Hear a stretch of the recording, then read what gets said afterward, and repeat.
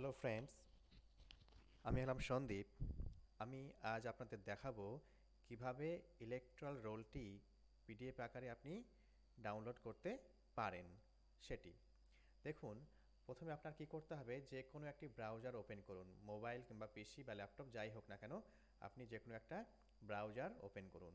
তো সেখানে গুগলের হোম পেজটি খুললেই আপনি স্ট্যাটাস বারে যান। তো সেখানে আপনি টাইপ করে দিন nvsp.in, এই ওয়েবসাইটটি, এবং এন্টার প্রেস করুন। এন্টার প্রেস করলেই দেখবেন এইরকম একটা ইন্টারফেস এসে আপনার কাছে হাজির হবে।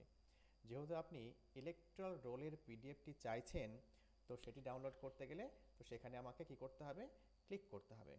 দেখুন, এই অ্যারো মার্ক রয়েছে। তো চলুন সেখানে ক্লিক করি।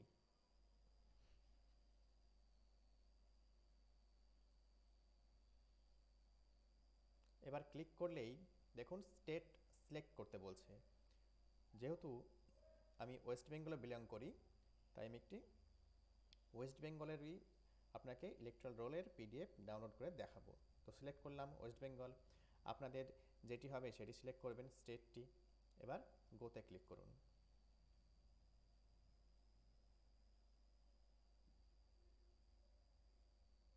গোতে ক্লিক করার পরেই দেখবেন ওয়েস্ট বেঙ্গলের মধ্যে যে বিভিন্ন জেলাগুলি রয়েছে সেগুলির নাম এখানে আপনাকে শো করবে বা ডিসপ্লে করবে। আপনি যে ডিস্ট্রিক্টে চাইছেন তো সেই ডিস্ট্রিক্টে আপনি ক্লিক করবেন।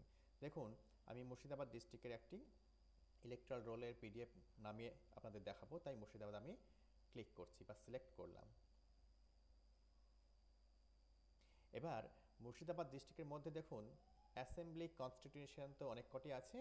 তো সেটি আপনি কোনটি চাইছেন, তো সেইখানে আপনাকে ক্লিক করতে হবে। দেখুন, আমি মুর্শিদাবাদের বহরমপুরে চাইছি। তো বহরমপুরের যে অ্যাসেম্বলি কনস্টিটিউশন নাম্বার, তো সেটি হচ্ছে 72। তো আমি বহরমপুরে ক্লিক করলাম।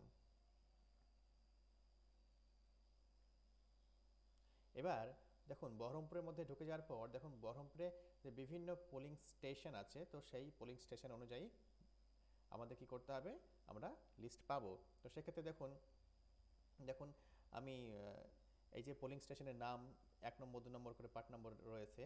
তো আপনি কোনটা চাইছেন, ঠিক আছে? তো সেইটি আপনাকে সিলেক্ট করতে হবে। তো মনে করুন আমি ফর এক্সাম্পল একটি নিচ্ছি, 12 নম্বরে রয়েছে শহীদাবাদ মিউনিসিপ্যালিটি প্রাইমারি স্কুল। এবার ড্রাফট রোলে আপনাকে ক্লিক করতে হবে, ঠিক আছে? ড্রাফট রোলে আপনি ক্লিক করা মাত্রই আপনাকে কিন্তু একটা ক্যাপচা ফিল করতে হবে।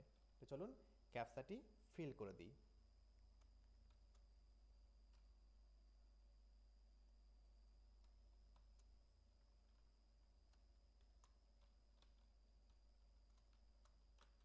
দেখুন, ক্যাপচা ফিল করার পরে আপনাকে ভেরিফাইয়ে ক্লিক করতে হবে। সঙ্গে সঙ্গে কী হবে না, তো আপনাকে আপনার পিডিএফ ফাইলটি ডাউনলোড হতে শুরু করবে।